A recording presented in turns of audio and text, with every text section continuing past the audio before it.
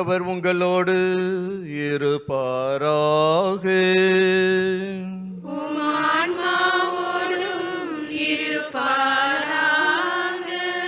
தூய லூக்கா எழுதிய பரிசுத்த நற்செய்தியிலிருந்து வாசகம்.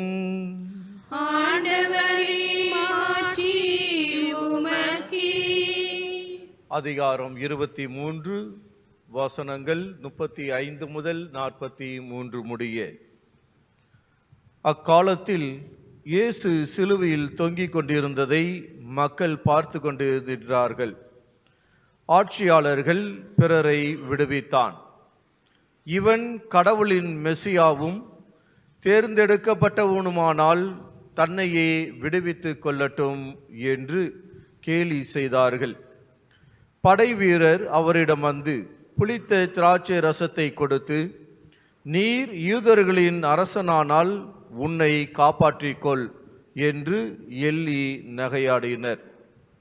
இவன் யூதரின் அரசன் என்று அவரது சிலுவையின் மேல் எழுதி வைக்கப்பட்டிருந்தது. சிலுவையில் தொங்கிக் கொண்டிருந்த குற்றவாளிகளில் ஒருவன், நீ மெசியாதானே, உன்னையும் எங்களையும் காப்பாற்று என்று அவரை பழித்துரைத்தான். ஆனால் மற்றவன் அவனை கடிந்து கொண்டு, கடவுளுக்கு நீ அஞ்சுவதில்லையா? நீயும் அதே தீர்ப்புக்கு தானே உள்ளாகி இருக்கின்றாய். நாம் தண்டிக்கப்படுவது முறையே. நம் செயலுக்கேற்ற தண்டனையை நாம் பெறுகின்றோம். இவர் ஒரு குற்றமும் செய்யவில்லையே என்று பதிலுரைத்தான். பின்பு அவன், இயேசுவே, நீர் ஆட்சியுரிமை பெற்று வரும்பொழுது என்னை நினைவிற்கொள்ளும் என்றான். அதற்கு இயேசு அவனிடம், நீர் இன்று என்னோடு பேரின்ப வீட்டில் இருப்பீர் என உறுதியாக உமக்கு சொல்லுகிறேன் என்றார். இது கிறிஸ்து வழங்கும் நற்செய்தி.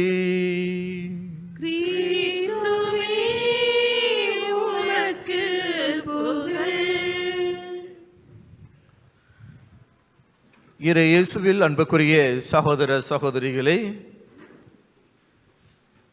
இன்றைய நாட்களில் தந்தை அவர்கள் மறைவுரை ஆற்றுவதற்கு நல்ல ஒரு வாய்ப்பை கொடுத்தார்கள். ஆகவே தந்தை அவர்களுக்கும் மறைவுரையை கேட்பதற்காக வந்திருக்கக்கூடிய உங்கள் அனைவரையும் இயேசு கிறிஸ்துவின் பெயரால் வரவேற்பதில் மிக்க மகிழ்ச்சி அடைகிறேன். நேற்று இரவு உணவு முடித்துவிட்டு என்னிடம் ஒரு கேள்வி கேட்டார்கள்.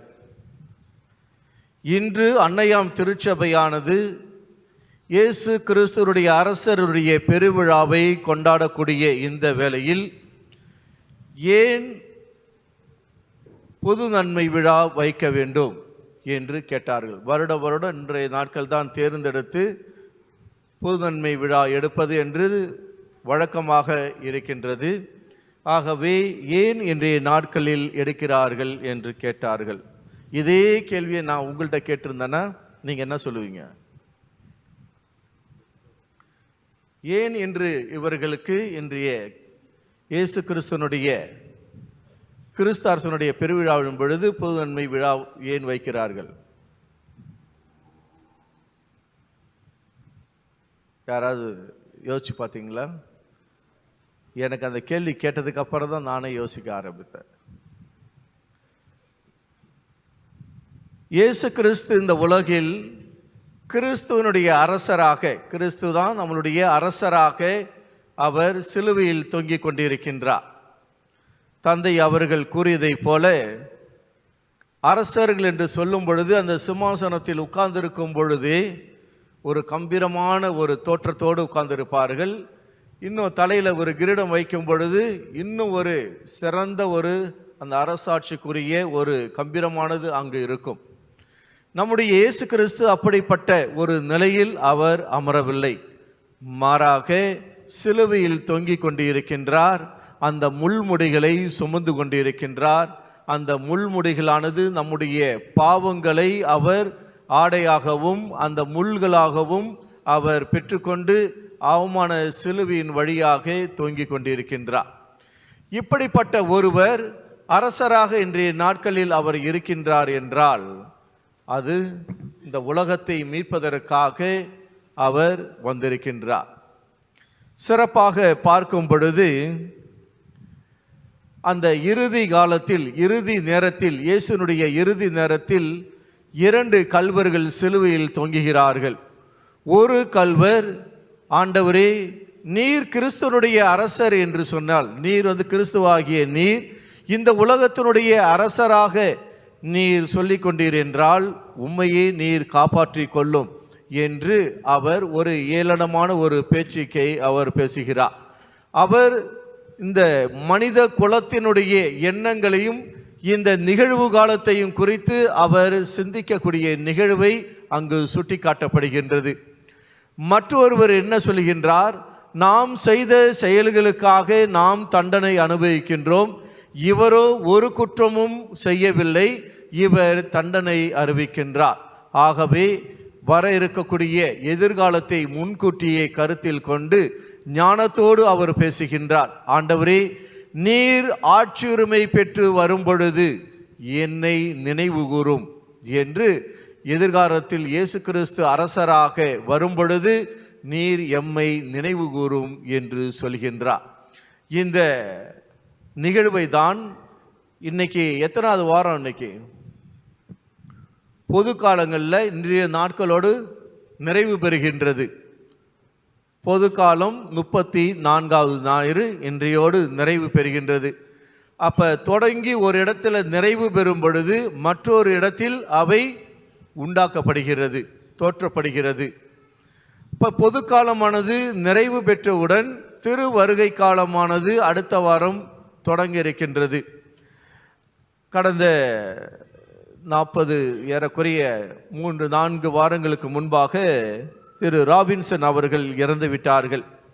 அப்போ 11லேருந்து 1 மணி வரலையும் எனக்கு யாரும் ஃபோன் பண்ண வேண்டான்னு சொல்லிட்டு அந்த இறக்கத்தினுடைய அந்த அடக்க திருப்பலியில் நான் வீடியோ காலில் இருக்கும் பொழுது தந்தை அவர்கள் மிக அழகாக ஒரு மறைவுரை ஆற்றினார்கள். கரையில் ஒரு குடும்பமானது நிற்கிறது.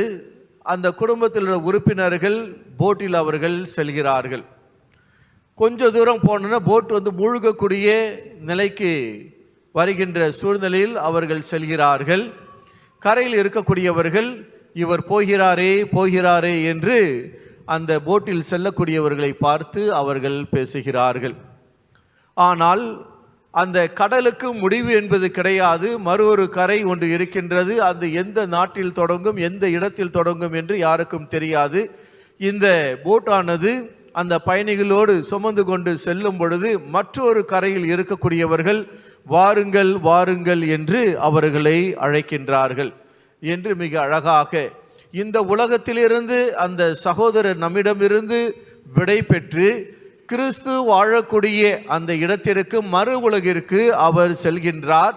ஆகவே இந்த உலகிலிருந்து நாம் அவரை அனுப்பி வைக்கின்றோம். மேலு உலகில் இருக்கக்கூடிய கிறிஸ்து என்கின்ற அரசர் தன்னுடைய அரண்மனையில் அவரை வரவேற்கின்றார் என்று மிக அழகாக மறைவுரையாற்றினார்கள். அதே போலதான் இன்றைய நாட்களில் பொது காலத்தினுடைய அந்த இறுதி வாரத்தில் நாம் முடிக்கின்றோம். திருவருகை காலமானது அடுத்த வாரமானது ஆரம்பமாகிறது. ஆகவேதான் முதல் வாசகத்தில் மிக அழகாக வாசித்தார்கள். 2 பேரும் மிக அழகாக வாசித்தார்கள். அவர்களுடைய வாசிப்பில் பார்க்கும் பொழுது தாவீது அரசனிடம் அவர்கள் இஸ்ரேல் மக்கள் தாவீதினுடைய அரசரிடம் சொல்கிறார்கள், நாங்கள் உம்முடைய எலும்பாகவும் சதையுமாகவும் இருப்போம் என்று சொல்கிறார்கள்.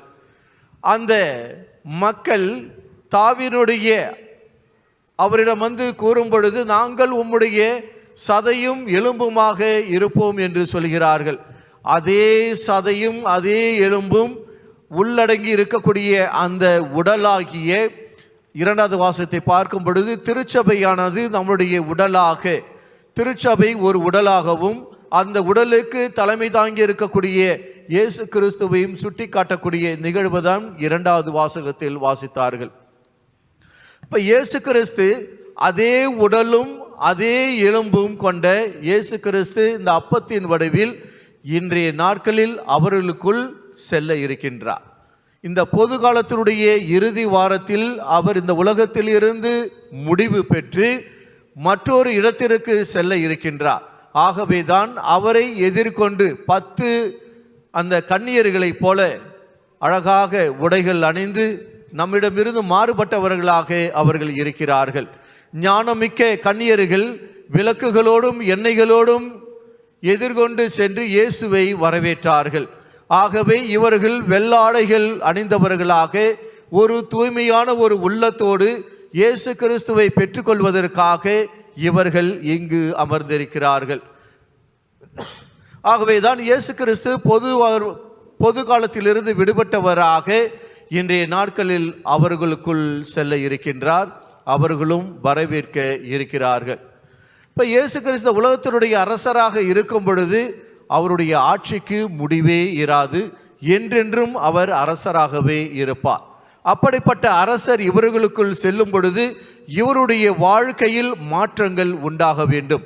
இதற்கு முன்பு இவர்கள் எப்படி வாழ்ந்தார்களோ அதற்கு பிறகு ஆண்டவரை முதல் முறையாக உட்கொள்ளும் பொழுது அவற்றை உட்கொண்டவர்கள் மனமாற்றம் அடைந்து புதிய ஒரு வாழ்வு வாழ வேண்டும் என்பதற்காக அவர்கள் இங்கு அமர்ந்திருக்கிறார்கள். ஆகவே அந்த மனுக்குலத்தினுடைய மீட்புக்காக இறைவன் அந்த சிலுவையில் தொங்கிக் கொண்டிருந்த பொழுது அந்த கல்லினுடைய நிகழ்கால பேச்சிலிருந்து வாழ்விலிருந்து விடுபட்டு சென்று ஆண்டவர் இன்றைய நாட்களில் மற்றொரு உலகிற்கு, தந்தை இருக்கக்கூடிய உலகிற்கு செல்ல இருக்கின்றார். ஆகவே அப்படிப்பட்ட கிறிஸ்துவை நம்முடைய அரசராக, குடும்பத்தினுடைய தலைவராக, குடும்பத்தினுடைய தலைவியாக நாம் பெற்றிருக்கின்றோம். இன்றைய நாட்களில் கிறிஸ்து ராஜா, கிறிஸ்து அரசர், கிறிஸ்டினா என்கின்ற கிறிஸ்துவையினுடைய பெயரை ஒட்டியிருக்கக்கூடிய அனைத்து நபர்களுக்கும் இன்றைய நாட்கள் ஒரு திருவிழாவாக இருக்கின்றது. ஆகவே கிறிஸ்துவை நாம் பெற்றுக்கொள்வோம். கிறிஸ்துவை பெற இருக்கக்கூடிய இந்த பிள்ளைகளை இறைவன் நிறைவாக ஆசீர்வதிக்க வேண்டும் என்றும் நாம் சிறப்பாக வேண்டிக் கொள்வோம். இறைவன் உங்கள் ஒவ்வொருவரையும் நிறைவாக ஆசீர்வதிப்பாராக. ஆமென்.